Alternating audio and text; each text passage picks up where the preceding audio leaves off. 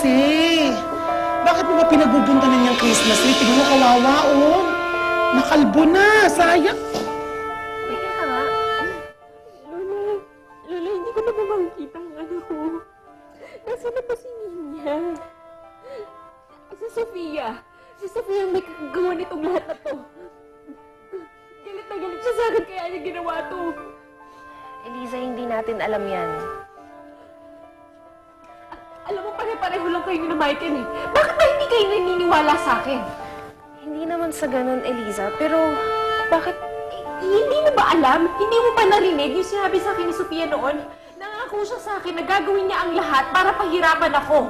Gaganti siya. Walang ibang may gawa nito, si Sofia. Sa bagay, actually capable naman talaga yung bruha na yun eh. Sofia, may pakana nito. Gusto niya akong gantihan. Kaya niya kinuha si Ninya. At saka, nung nawawala si Ninya, bigla siyang bumalik eh. Kasi nga gusto niyang tumulong sa paghahanap kay Ninya. Hindi totoo yan. Hindi niya gustong tumulong. Sigurado akong siya may pakala nito. Wala akong pruweba. Pero malakas ang kutob ko. Malakas ang kutob ko na ginagawa niya to dahil gusto niyang gumanti sa akin. Ano yung plano mo? Gagamitin natin si Ninya. Gagamitin natin si Ninya para saktan sila. At para ubusin lahat ng kayamanan ng mga Montemayor. And how do you intend to do that?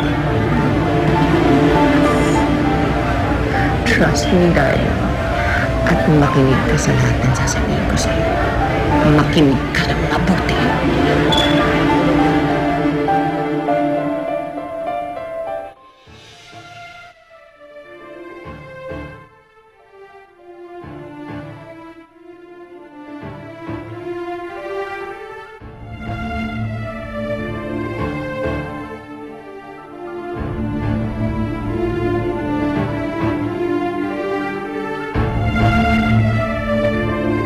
Nalingat lang ako. Tapos pagtingin ko, wala na siya. Napapensyon na ba? Ilang beses na. Naparadyo na rin namin sa lahat ng guards.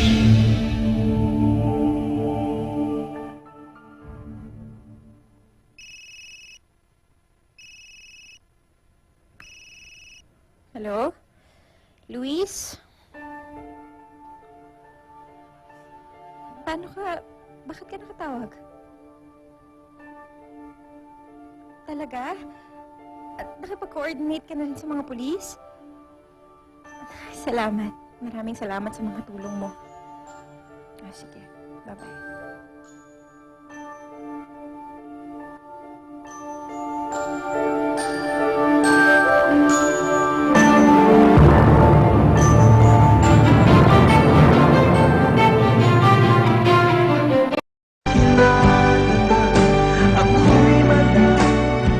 Can't get over it, Iner.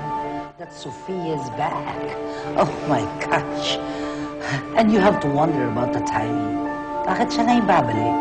Ngayon nagkakagulong lahat sa paghahanap kay Ninya. Ma, kaya nga nung sinabi niya, baka naman talagang gusto lang makatulong ng tao sa paghahanap kay Ninya. I mean, you have to consider, for 7 years, siya ang tumayong ina ng bata. So, kahit pa paano, napamahal na rin sa kanya. I don't think so, Iner. I know how Loretta and Sophia operates. You know, and I can smell rat. Baby, tayong dalawa na lang dito, nagkakadayaan pa. Anong nandadaya? Panalo ako. Magagawa ba ako kung bobo ka sa baraha?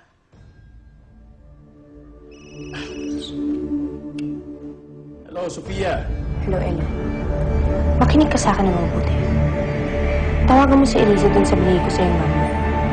Sabihin mo sa kanya, kung gusto niya pang makita yung anak niya, magdala siya ng 300 milyong piso. Ano? Tama ba narinig ko? 300 milyong piso? Oo, Ellie. 300 milyong piso. Sabihin mo sa kanya, yun ang kapalit o presyo ng kanyang anak. Pag hindi niya binigay yung pera, papatay natin ang bata. ibibigay natin lahat ng gusto ng mga kidnappers para lang ibalik sa akin ang anak ko. 300 million pesos. Where would we get that kind of money? The money is not a problem. Kahit na magkano ibibigay ko, mabalik lang sa atin si Nina. Sa halagang 300 million na yun, ubos ang pera ng mga multimayor.